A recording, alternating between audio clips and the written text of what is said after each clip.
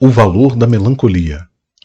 Já faz um bom tempo que venho pensando em produzir uma reflexão sobre o valor da melancolia e sobre o valor da tristeza típica que sempre a acompanha.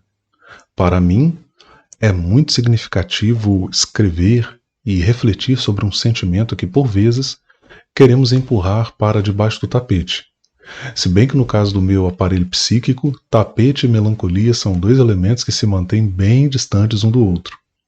Admito, até com certo orgulho, que melancolia e nostalgia tornaram-se duas amigas inseparáveis e íntimas para mim ao longo do tempo. Não me envergonho dessas amizades. E quem é mais próximo de mim sabe disso e me aceita melancólico como sou. Melancólicos são complexos, admito, mas costumam ser profundos, sensíveis e perceptivos. Há um lado positivo nesta reflexão que estou fazendo aqui, que é o reconhecimento do próprio temperamento. O conhecimento das características típicas de cada um dos 4 temperamentos, a saber, colérico, sanguíneo, fleumático e melancólico, é importante para a redução de caricaturas e preconceitos que se estabelecem tantas vezes em nossos círculos sociais. Cada temperamento tem suas especificidades, e quando o assunto é temperamento, não se devem estabelecer avaliações do tipo este é melhor e aquele é pior. Os temperamentos devem ser considerados em termos de prós e contras, vantagens e desvantagens, e eles podem ser melhorados. Para muitas pessoas, a simples menção e reconhecimento público de que se é melancólico já é suficiente para que se torçam narizes e se façam olhares suspeitos. Quando menciono em público o meu temperamento melancólico, percebo que algumas pessoas tratam a melancolia como uma espécie de doença, mas é como dizem, o desconhecimento gera preconceitos. Zygmunt Bauman, sociólogo polonês, acertou em cheio ao avaliar nosso tempo, como sempre, quando comenta a respeito da incapacidade do sujeito pós-moderno de ficar a sós consigo mesmo. Afirma Bauman, abre aspas, nesse nosso mundo sempre desconhecido, imprevisível, que constantemente nos surpreende, a perspectiva de ficar sozinho pode ser tenebrosa. É possível citar muitas razões para conceber a solidão como uma situação extremamente incômoda, ameaçadora e aterrorizante. Fecha aspas.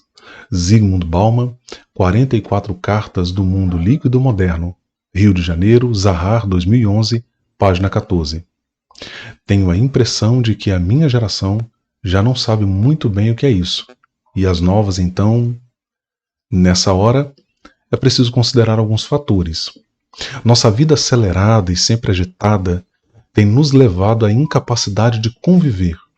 E isto tem relação com esta incapacidade de ficar a só consigo mesmo. Só convivemos bem quando nos conhecemos bem. E só nos conhecemos bem ficando a só consigo mesmo. O autoconhecimento é também o caminho para a sabedoria e para a saúde emocional.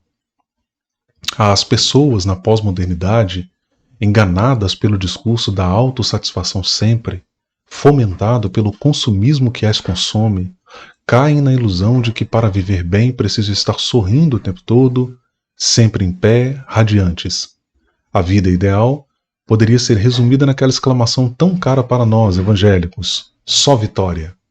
Mas isso é uma grande ilusão. Desconfie de quem está sempre pronto, sempre bem, sempre sorridente, sempre santo, sempre com tudo certinho. Sim, desconfie de pessoas assim. Algumas escondem um monstro. Uma coisa tenho aprendido ao longo da vida. O ser humano é um ser imperfeito e sempre terá problemas em todas as dimensões da sua existência. E a melancolia, como temperamento ou como um estado temporário, é uma dimensão fundamental da existência humana. A melancolia, com a tristeza que traz, possibilita algumas coisas incríveis que a vida agitada da pós-modernidade vem tirando de nós. Elementos que são vitais para este autoconhecimento que aqui menciono. São eles: a possibilidade de sair de cena, de ficar sozinho com você mesmo, de respirar. Possibilita a reflexão sobre quem temos sido até aqui, o que realmente queremos, o que estamos fazendo e para onde estamos indo. Minha amiga melancolia constantemente me faz lembrar pessoas queridas que se foram, e outras que nem se foram, mas que pela agitação da vida permito ficarem longe de mim. Numa era em que o outro já não importa mais, e em que nossa agenda só inclui reuniões e não mais pessoas, sentir saudades de pessoas especiais pode significar o resgate da alteridade, pode ser a recuperação da capacidade de conviver. Acredito que, de algum modo, minha melancolia contribui para me tornar uma pessoa melhor. Para aqueles que detestam a tristeza e a melancolia, é preciso lembrar que grandes personalidades, que grandes contribuições trouxeram à humanidade, eram profundamente melancólicas. É claro que sua capacidade não se deve exclusivamente ao fato de terem sido melancólicas, mas a melancolia sem dúvida contribuiu para o seu brilhantismo. Personalidades melancólicas são encontradas em todas as áreas, na teologia, na literatura, na arte, na música.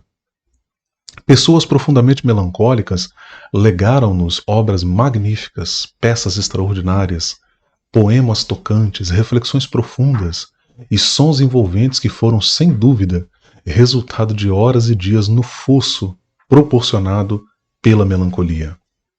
E claro, não poderia deixar de reconhecer os desafios inerentes de um temperamento melancólico. Minha ciclotimia me assusta, eu admito. Minha obsessão pelo vazio e pelo que falta chegam a ser de fato inconvenientes. E o envolvimento emocional de um melancólico, então, nada tem de típico. É tudo ou nada, é intenso, precisa ser de verdade. Polidez demais me assusta. Formalidade em excesso me afasta.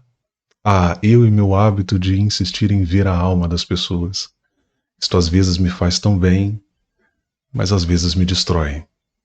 A sensibilidade que carrego tem sido uma autoestrada de ajuda para muitos, mas por vezes o que não toca ninguém é suficiente para me lançar precipício abaixo.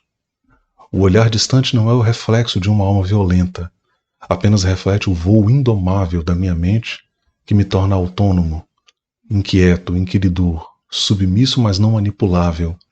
E isto me faz sofrer numa sociedade que oprime, que move pessoas como se move peças num jogo de xadrez.